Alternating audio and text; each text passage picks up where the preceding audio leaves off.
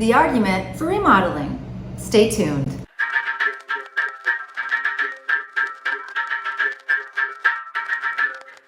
Hi everybody, welcome back to So You Want to Live in Bahia. My name is Kitty and I'm a gringa living here in Salvador, Bahia, Brazil for 11 years and I am a licensed real estate agent. So the last few videos have been about Carnival and all the parties here, but party season is now officially over, so it's time to get back to real estate business. Before I do, I want to show you this t-shirt I designed that's for sale on Teespring, and it's kind of goofy. Let's just have a look. As you know, I did in another video, maybe you don't know, there's a t-shirt that's very popular here that's Não aperte minha mente, don't squeeze my mind. And so I thought, why not riff on that, right? So here is the t-shirt design. Ok, pode apertar minha mente.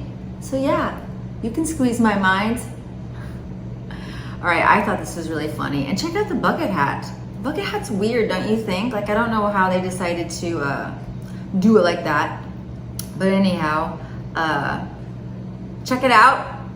Buy it if you want. I make like $2 if you do. It's no sweat off my back if you don't. Anyhow, let's talk about remodeling. Now, I want to mention this because sometimes the most affordable option is going to be an apartment that needs some help. And it might look very daunting to you, but I would say remodeling is much easier and cheaper here than it is in the US and maybe other parts of the world. One thing I want to mention that I think is interesting is that there was a huge real estate boom here in Bahia, specifically in the 1960s and 70s. And this is at a time when people realized that they can just raise their house, get rid of their house, and put a building in its place.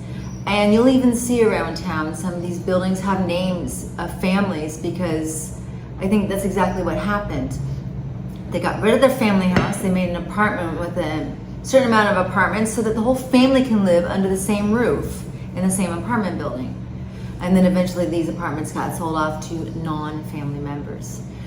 So I mention this because a lot of these apartments that you're gonna see in Bahia were made in the 1960s or 1970s and have not been updated since then.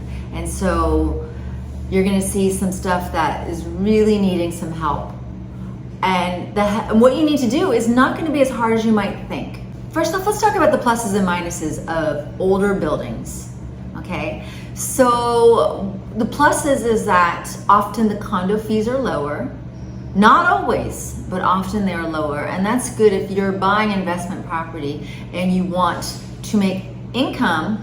If you want income coming in, if you have a really high condo fee, that's gonna make earning money harder. Your overhead's gonna be higher. So, in a similar vein, the IPTU, your property taxes, most likely will be less than it would be for a newer building. Also, my favorite thing is that the apartments were just bigger, they were just made better. I have an apartment that's 144 meters squared. I'm like balling here, it's like a palace. And it's a 3-bedroom. But if you were to have a 144 meter squared apartment these days, if it was new, that would be probably 5 bedrooms and all the bedrooms would be small. It's just, they make new apartments a little bit weird. Sometimes they're nice, but often I think the new apartments have very huge living rooms and very tiny bedrooms. Like as if you're gonna do more entertaining in your apartment than sleeping. So those are the good points. Now the drawbacks is that if you wanted to have a gym in your building or a pool, if those things are important to you, older buildings don't have that. Also, sometimes older buildings don't even have garage spaces.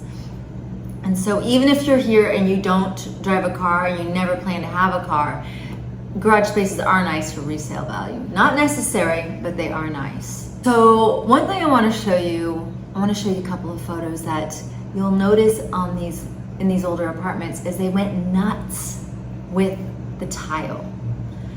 And that can maybe, when you see these photos, you might be like, oh, that tile. I'll show you, for instance, this blue bathroom here. Gosh, I'm not sure. No, actually, no, I'm sorry. Take that back. That's a kitchen. But that blue color was so popular back in the day. And I rented the first 2 apartments I rented had blue bathrooms this color. That was just the thing back then. Also see this other bathroom here with that printed tile. You see a lot of the tile designs.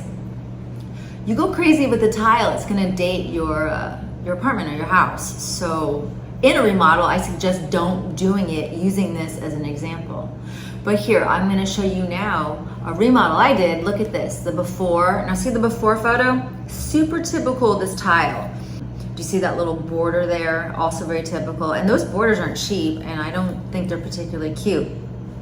Now, what I did, and you'll see in the next slide, is you chip into the tile and you put like it's a massa gesso over it, and then paint over that. So it appears that the walls do not have tile. The tile has just been sort of sanded down a bit and painted over. And it looks just like wall. This is my favorite hack right here because it is not that expensive to do, and you go from having ugly tiled walls to a normal wall. It's amazing. The only drawback on this is that if you wanted to hang something on the wall, you can't put a regular nail in. There's tile there still. So you do need to have a power drill, and even the smallest art you have, you're gonna end up having to put a screw in the wall to hang it. But the drawbacks are nothing compared to the benefits. So this is an ace up your sleeve as far as remodels go, because if you look at these photos and you think, oh God, you don't have to do that.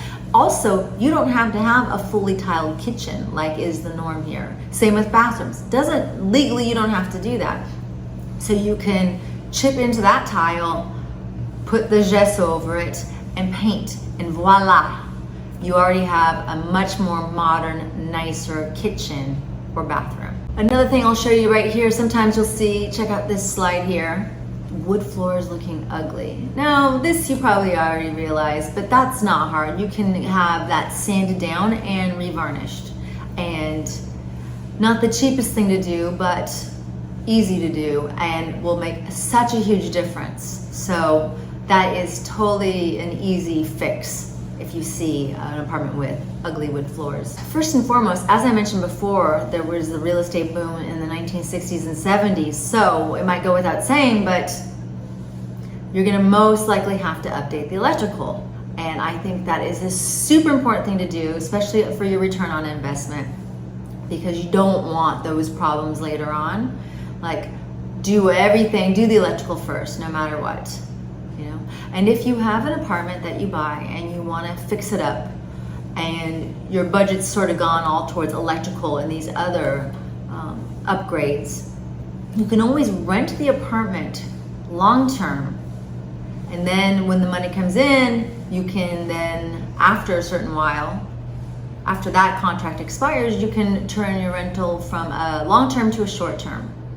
Because long term rentals, the plus is that every month you have the money coming in, and the drawback is that the money often isn't as much as it would be if it was a short-term rental.